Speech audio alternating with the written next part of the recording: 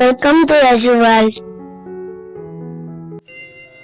अध्याय 9 परम गुह्य ज्ञान। श्री भगवान ने कहा, हे अर्जुन, चूंकि तुम मुझसे कभी ईर्ष्या नहीं करते, इसलिए मैं तुम्हें यह परम गुह्य ज्ञान तथा अनुभूति बतलाऊंगा, जिसे जानकर तुम संसार के सारे क्लेशों से मुक्त हो जाओगे। यह ज्ञान सब विद्याओं का राजा है, जो समस्त रहस्यों में सर्वाधिक गोपनीय है। यह परम शुद्ध है, और चूंकि यह आत्मा की प्रत्यक्ष अनुभूति कराने वाला है, अतः यह धर्म का सिद्धांत है। यह अविनाशी है और अत्यंत सुखपूर्वक संपन्न किया जाता है। हे परंतप, जो लोग भक्ति में श्रद्धा नहीं रखते, वे मुझे प्राप्त नहीं कर पाते। अतः वे इस भौतिक जगत में जन्म मृत्यु के मार्ग पर वापस आते रहते हैं। यह संपूर्ण जगत मेरे अव्यक्त रूप द्वारा व्याप्त है। समस्त जीव मुझ में हैं, किंतु मैं उनमें नहीं हूँ। तथापि मेरे द्वारा उत्पन्न सारी वस्तुएं मुझ में स्थित नहीं रहती। जरा मेरे योग ऐश्वर्य को देखो। यद्यपि मैं समस्त जीवों का पालक हूँ और सर्वत्र व्याप्त हूँ, लेकिन मैं इस विराट अभिव्यक्ति का अंश नहीं हूँ, क्योंकि मैं सृष्टि का कारण स्वरूप हूँ। जिस प्रकार सर्वत्र प्रवहमान प्रबल वायु सदैव आकाश में स्थित रहती है, उसी प्रकार समस्त उत्पन्न प्राणियों को मुझ में स्थित जानो।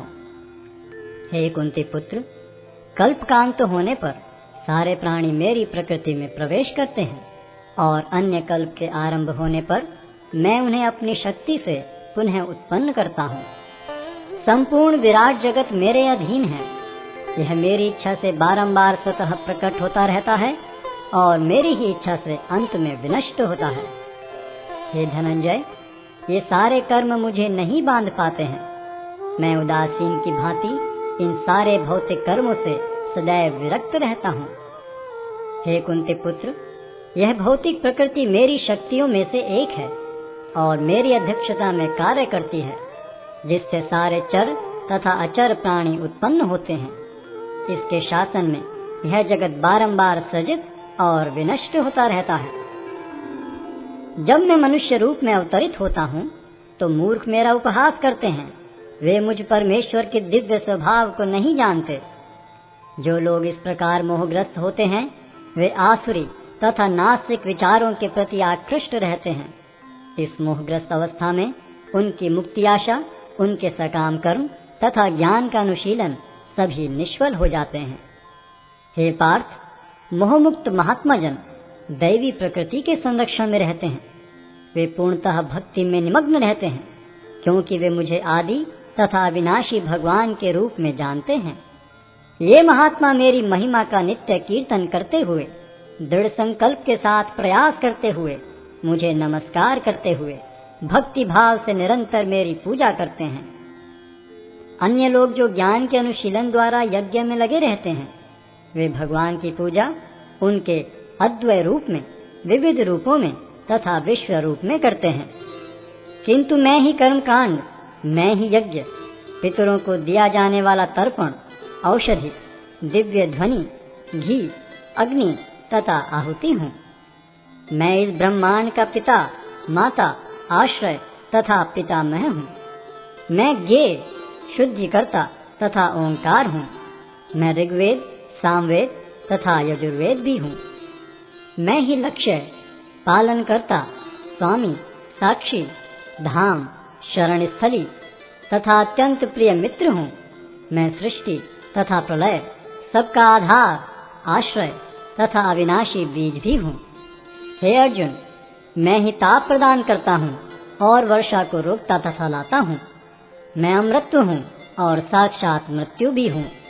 आत्मा तथा पदार्थ दोनों मुझ ही में हैं। जो वेदों का अध्ययन करते तथा सोमरस का पान करते हैं, वे स्वर्ग प्राप्ति की गवेषणा करते हुए अप्रत्यक्ष रूप से मेरी पूजा करते हैं।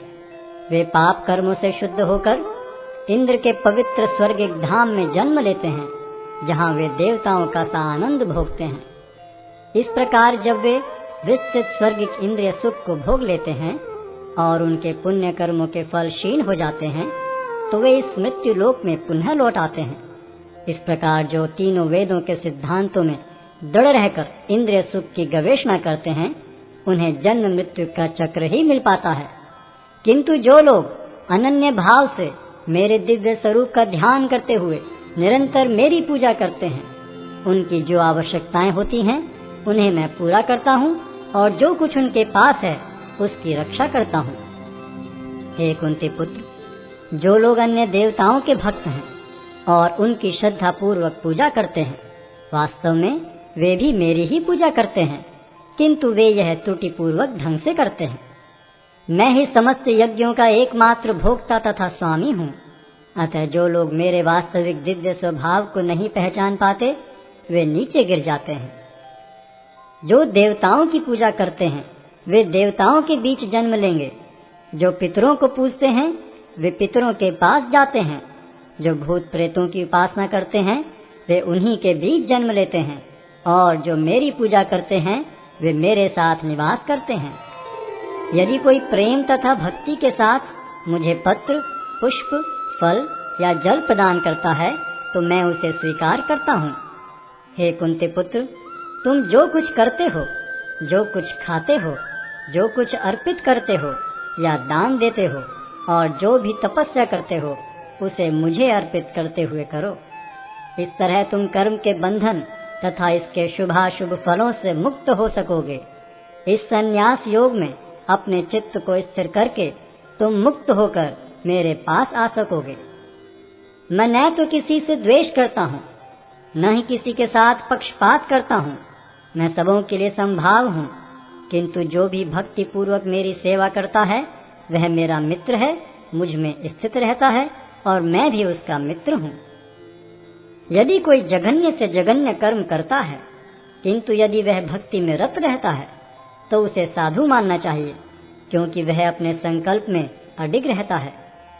वह तुरंत धर्मात्मा बन जाता है और स्थायी शांति को प्राप्त होता है।